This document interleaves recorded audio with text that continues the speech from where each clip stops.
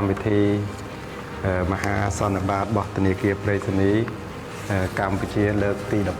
12ក៏ទៅប្រសិនបើទៀងធ្វើ12ចឹងបានន័យថាធនាគារប្រៃសណីរបស់យើងមានអាយុកាលការងារ13ឆ្នាំហើយណាអញ្ចឹងមួយឆ្នាំមិនយើងធ្វើម្ដងលើកទី12នេះគឺបានន័យថាយើងមានប្រតិបត្តិការ13ឆ្នាំហើយអញ្ចឹងគោលគំនិតនៃការធ្វើមហាសន្និបាតនេះគឺគេយើងសរុបលទ្ធផលដែលយើងបានធ្វើឆ្នាំកន្លងមកហើយយើងធ្វើបានអីខ្លះហើយ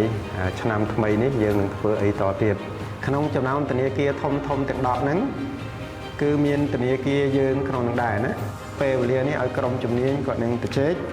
ហើយយើងប្រកាសបើកមហាសន្និបាតលើកទី12របស់ធនាគារប្រៃសណីកម្ពុជាពីពេលនេះតទៅបាទសូមអរគុណ